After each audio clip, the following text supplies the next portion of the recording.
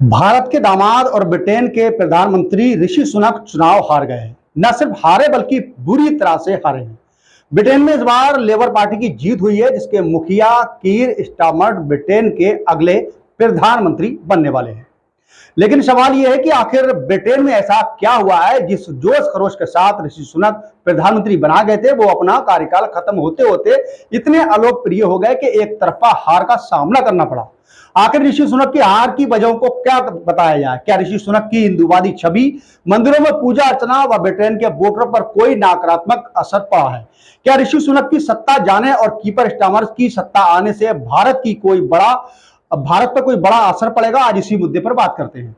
British प्रधानमंत्री रहे ऋषि सुनक ने भले ही अपने नॉर्थ इंग्लैंड की सीट जीत ली है, लेकिन उनके कंजर्वेटिव पार्टी चुनाव हार चुकी है। यह हार कितनी बड़ी है, इसका अंदाजा इसी बात से लगाया जा सकता है कि ब्रिटेन की कुल 650 सीटों में से लेबर पार्टी 400 से भी ज्यादा सीटें जीत ली है।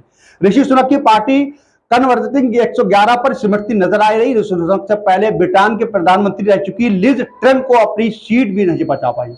सुनक ने 11 मंत्री चुनाव हार गए हैं, लिहाजा वोटों की अंतिम गिनती शुरू होने से पहले ही ऋषि सुनक ने प्रेस कॉन्फ्रेंस करने के साथ साथ अपनी हार मान ली है।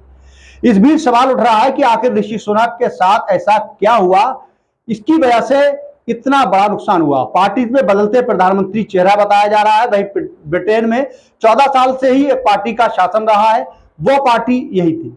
ऋषि सुनक की पार्टी 14 साल के शासनकाल में पार्टी के 5 प्रधानमंत्री देखे। वही 2010 में चुनाव हारने के बाद conservative party David Cameron Britain प्रधानमंत्री बने थे। 5 साल बाद 2015 के बाद कंजर्वेटिव की जीत और फिर कैमरन की प्रधानमंत्री बनने तक की एक पूरी कहानी है, क्योंकि तब यूरोपियन यूनियन के लिए चुनाव हुआ था और अब ब्रिटेन के लोगों ने तय किया था कि यूरोपियन यूनियन में अलग होंगे। यह फैसला कैमरन के खिलाफ था, उन्होंने इस्तीफा दे दिया। इसकी वजह से ली टेरेसा में 2019 में टेरेसा को भी जाना पड़ा था।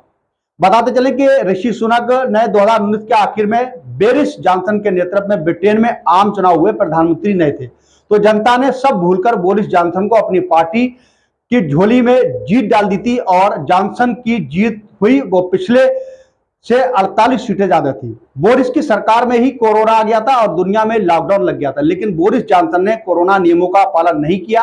आलोचना हुई कि इस्तीफा दे दिया और फिर लिज ट्रेस ब्रिटेन ने प्रधानमंत्री बनी, लेकिन वो भी महज 50 दिनों तक ही अपने पद पर रह पाई। फिर आए ऋषि सुनक, लेकिन अब तक कंजर्वेटिव के खिलाफ पर्याप्त माहौल बना चुके थे। ऋषि सुनक की हार कोशिश नाकाम होती दिखाई रही। वही लगातार इस चुनाव में जिस तरह से ऋषि सुनक की जो पार्टी का हश्र हुआ है, उसको देख के लगता नहीं कि ऋषि सुनक अब दोबारा इस पद पर काबिज हो चुके हैं। वही लगातार इसके ऋषि सुनक का फैसला काम नहीं आया और ऋषि सुनक की पूरी पार्टी ही चुनाव हारकर सत्ता से फिलहाल बाहर हो चुकी है।